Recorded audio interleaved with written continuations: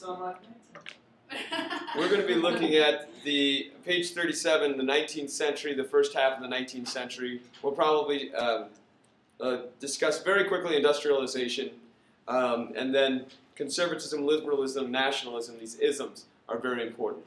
For those inventions, we discussed those in the technology section. So let's just talk about the impact of industrialization. With the industrial technology, we can mass produce items, we can mass transport items on railroads, boats, things like this. Industrial technology will then, therefore, provide more jobs for people in cities. And so one process that's related to industrialization is urbanization, the rapid growth of cities.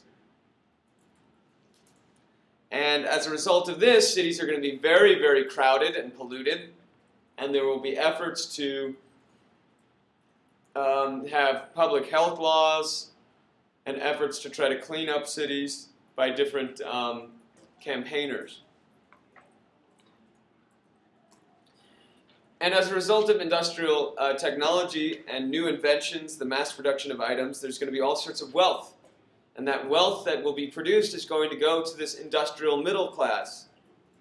The industrial middle class, or the bourgeoisie. And what Marx means when he's referring to the bourgeoisie, he means the owners.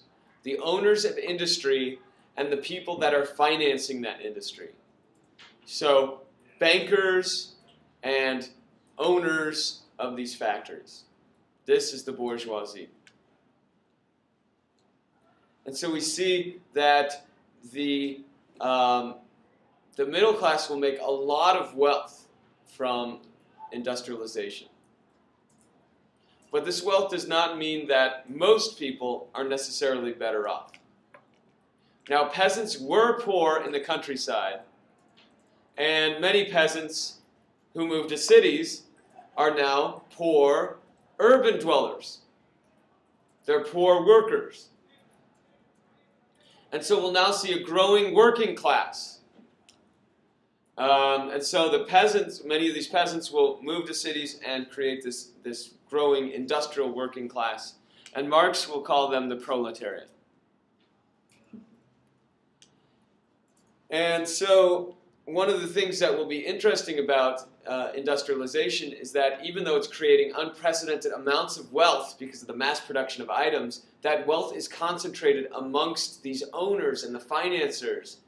And for many, it leads to horrific conditions.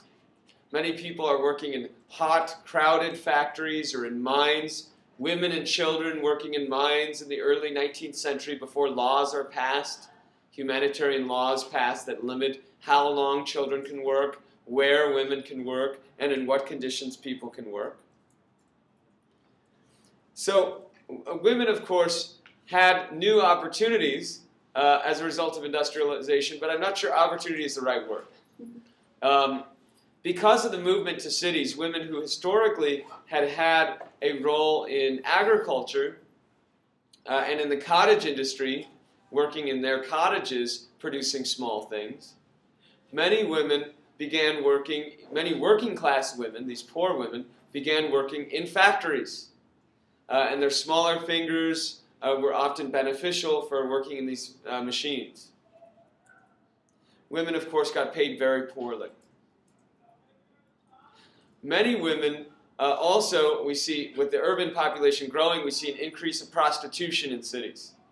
And so as part of these horrific conditions, the deplorable conditions, the bad pollution, and dangerous cities, there's also for women an occupation which for many is they're forced into because of their poverty.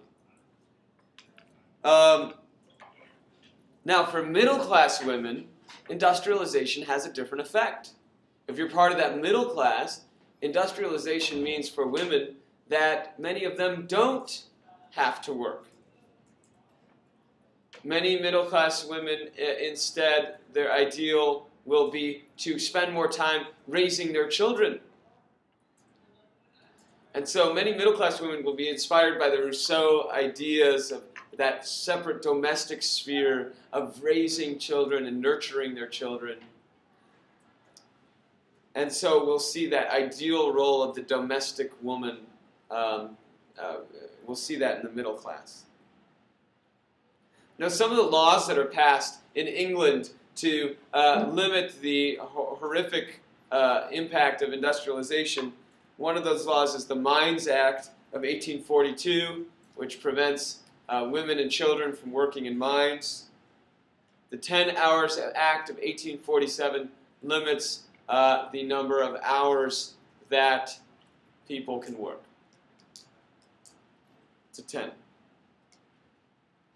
And the Great Exhibition of 1851, or the Crystal Palace, it's this giant glass building made out of steel.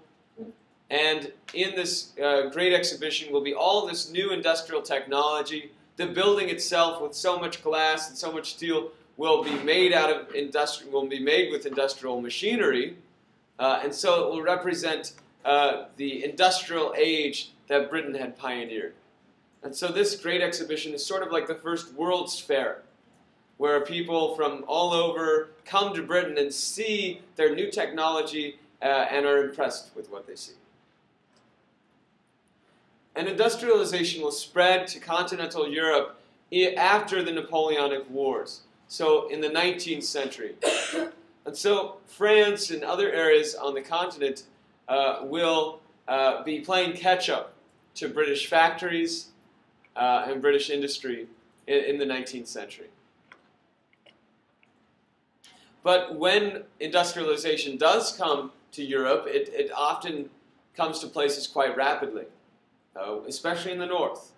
France and the Low Countries will experience industrialization in the 19th century, and in the mid-19th century, northern Germany will experience rapid industrialization as well. Germany will have a free trade zone known as the Zollverein, Z-O-L-L-V-E-R-E-I-N,